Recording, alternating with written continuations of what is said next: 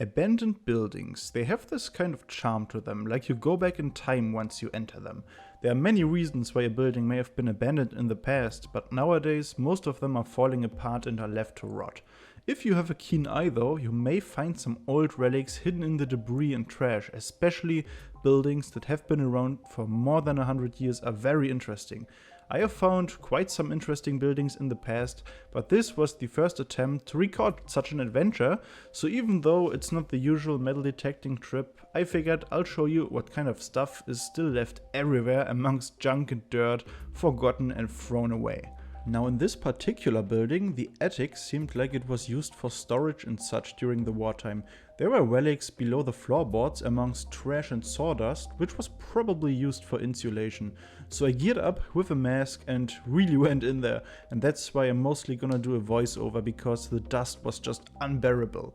Of course we did not break anything in the house, but it was already kind of vandalized, so we got a good look below the floors and such, but yeah, just see for yourself.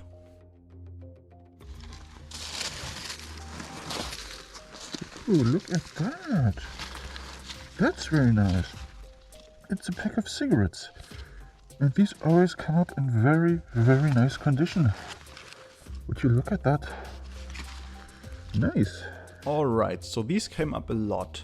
Judging by some documents we found, the building was probably used by public administration. Lots of envelopes, documents and such around, so it's likely they dumped the office bins there together with the sawdust and debris to create a good insulation. That would also explain the empty cigarette packaging everywhere.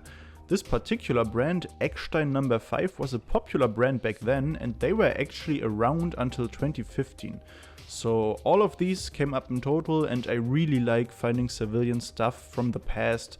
I mean, it's traces of how people lived their daily lives and kind of gives you a glimpse into the past. Oh look, you actually find these a lot here. Just, postcards with stamps on them. With the former Reichspräsident Paul von Hindenburg, very historical figure. Always love finding these small little stamps. Very cool. Yeah, so the Hindenburg stamps were very popular and common, distributed from 1932 onwards until 1945. I did find some more in different color and values as well. But as I mentioned, the building was used by public administration and at some point it seems like the Reichsarbeitsdienst was positioned there, so the Reichslabor Service of the Third Reich. I found a lot of these little cloth patches and they've got the rank, the name of the person as well as the labor service department on there. They were most likely worn on the workers' uniform to identify them. In total 8 of them came up and doing some research on the Arbeitsdienst reveals that our man Rudolf up here was a Truppführer, so higher ranked than all the other guys who were just regular Arbeitsmänner, so just workers. And this was just the beginning of a bunch of Arbeitsdienst relics, but by far the coolest, some very personal items.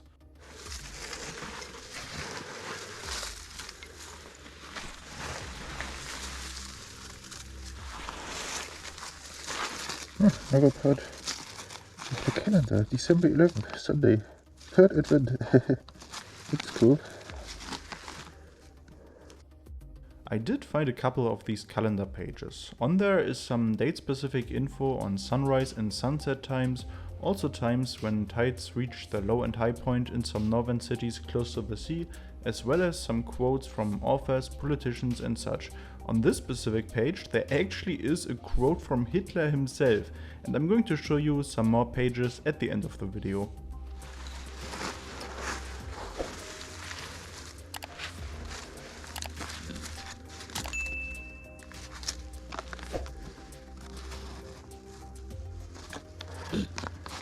Okay, that's some sort of certificate also for an aircraft part.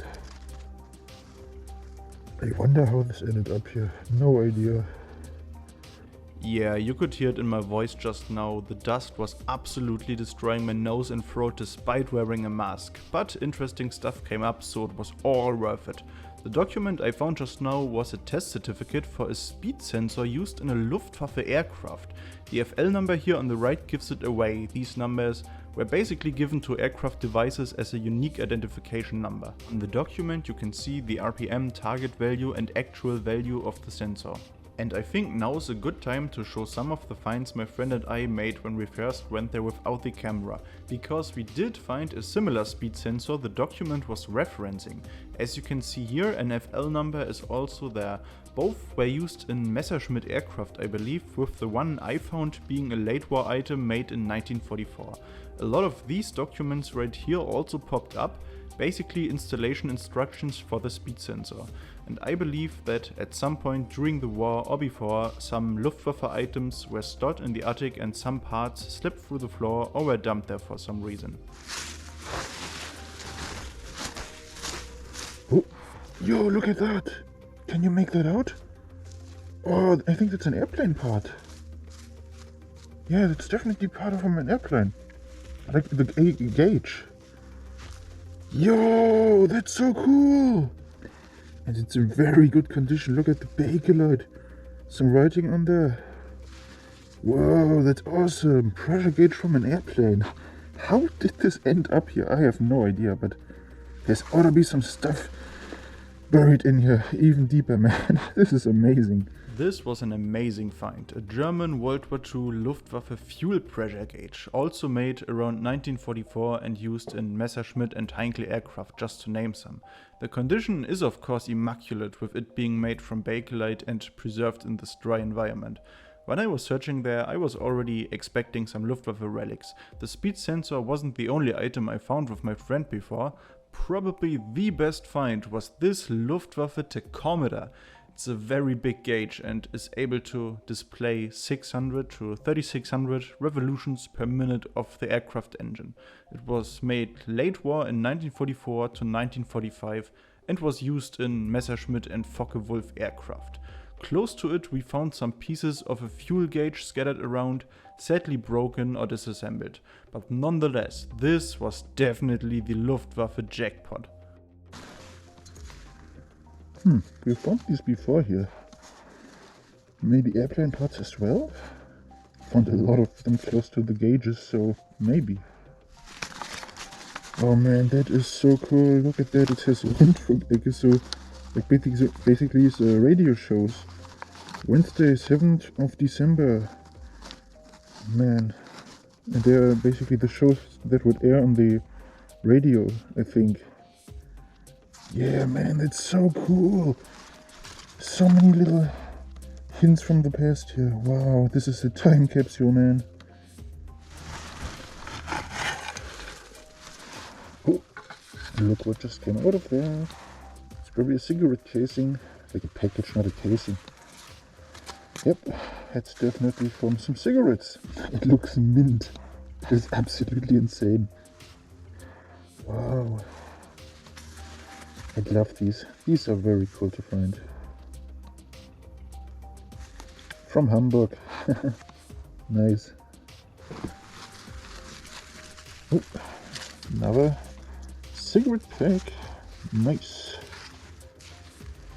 Yeah, so this brand also came up a lot. The R6 cigarettes in these bright red packages.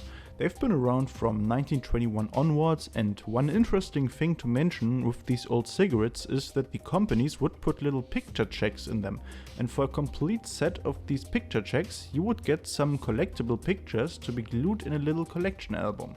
And the themes of the pictures ranged from the 1936 Olympics to other National Socialist themes about the Reich and the war. Oh, what is that? Looks like from a show. Yeah, it's definitely from a show. Conti, I think. It's a business that's still around today. Making rubber and belts and whatnot. Yeah, that's from a show. Or from a boot. I don't know.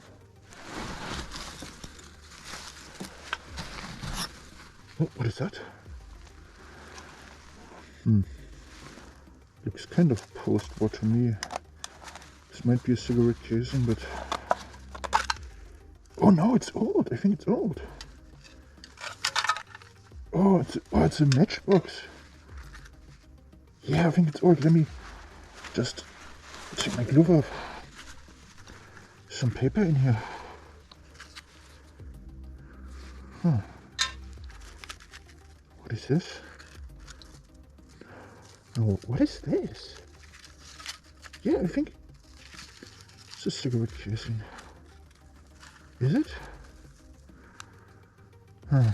Seems like there's nothing but paper in here, but wow! That's very interesting. Huh, cool. Maybe it's old.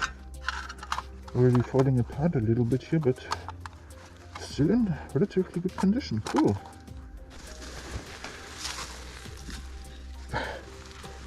Now I wonder what these little things are. I found so many of them before. It says like for Einbau entfernen, so basically remove before assemble, something like that. I have no idea what these are for. Something for offices or for a machine. If you know, write a comment. Would be appreciated. What are these things? There are tons of these things around. What are they? Something from Hamburg. Huh. Not sure what they are. Huh, that's an old button. Uniform button.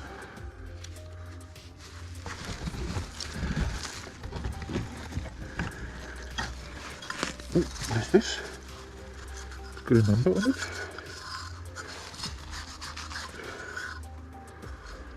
Oh, also a Luftwaffe part.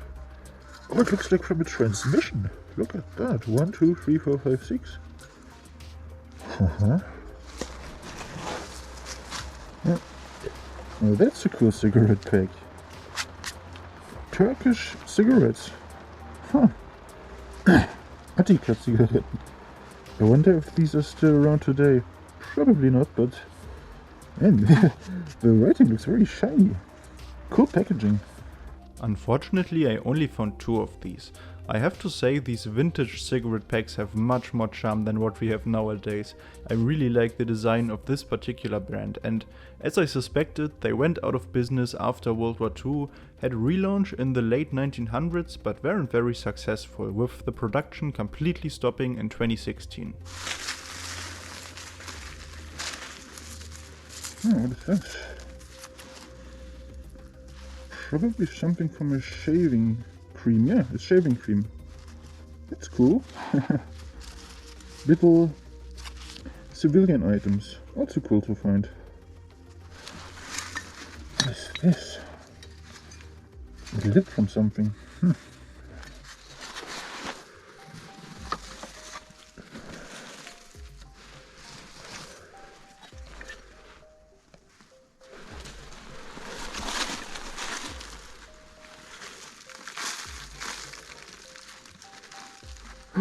No! This did not just pop out of there. Oh my god. What? No way. Did you see it sticking out like that? No way. Whoa. That is unreal. Sorry, I'm just baffled. I just can't think straight. That is absolutely insane. And we found one already over there, and it was like cut up. It was in stripes. I mean, maybe I've shown you a picture before. I don't know how I'm gonna edit this video, but this is basically the second one that comes up. If you find history like this, man, this is a time capsule. Absolutely insane. Yeah, so this was an incredible find. I'm pretty sure it's an armband from the SA, the Sturmabteilung in the Third Reich, basically the original paramilitary organization under Hitler and the NSDAP. These armbands were worn to party events, marches, or just as part of the uniform. I mentioned in the clip that we already found one before, but sadly this one was cut up or torn apart. It could also have been a small flag or something. The fabric was rather thin compared to the armband. That was basically the last live clip I've got, and all the other stuff we either found off camera or got a closer look at after cleaning. And let me tell ya, there was some cool stuff in the pile of paper. So starting off with the first find we made, it was actually the first thing to pop up after 5 minutes of digging and probably my favorite find. As you can see, it's a belt buckle, and not just any belt buckle, but one from the nationalist paramilitary organization der Stahlhelm, or in English Steel Helmet. and this organization was founded in 1918, was composed of World War I veterans who opposed the new Weimar Republic and supported conservative visions for Germany. It played a role in right-wing politics during the Republic until the early 30s, and after the rise of the Nazi Party it got gradually absorbed by the SA and other organizations. Some of its members also went to the labor service, which would explain how the buckle ended up there. A stunning find for sure, with lots of original paint left. I just love it. Speaking of the labor service, a few more things related to that came up as well, like this cup, sadly broken, but the stamp is still clearly visible. Also found a ton of envelopes. You can see that many of them are addressed to the commander of the RAD group, so there was a lot of correspondence between the labor service and the industry, agriculture and other local governments, probably regarding labor and projects. Some interesting documents were inside some of the envelopes, like this blank daily work report document for agricultural businesses. They would write down their department, what kind of agricultural work they did, and of course for how many hours. This was very interesting, but what I enjoy even more are all the small everyday items from civilian life, like all of these colorful cigarette packs. All of them are German brands except the light blue one. That one is French, I believe. Surprisingly, there were some foreign items mixed in with all the packaging as well. For example, this packaging from Gem Razors and Blades, American razor blades from Brooklyn, New York, it seems like. I'm not sure when exactly it ended up here, but considering that the US and Germany were still trading in the 1920s and early 30s, it could have been from that time. Another little American find was this fine granulated sugar packaging from Ohio, as well as some Hershey's tropical chocolate packaging. The latter being very interesting. I found out that it was developed for US Army soldiers in warm climates in the 1940s. So basically a more heat-resistant chocolate that doesn't melt immediately. I really wonder who the person was who ate this piece of chocolate and how it tasted. It looked delicious for sure. Okay, lastly here are some more German finds, starting with something quite special, a subscription form for the newspaper Völkischer Beobachter, which was essentially the official propaganda newspaper of the NSDAP. It states that the minimum required subscription period was 1 year with a price of about 3 Reichsmarks per monthly issue. The newspaper was in circulation from the 1920s until the fall of the Reich in 1945. After that, some more packaging from various items came up as well, including a little leaflet from palm olive soap and shampoo, which was pretty cool. Another interesting find I really like is these public transport tickets from the Reichspost.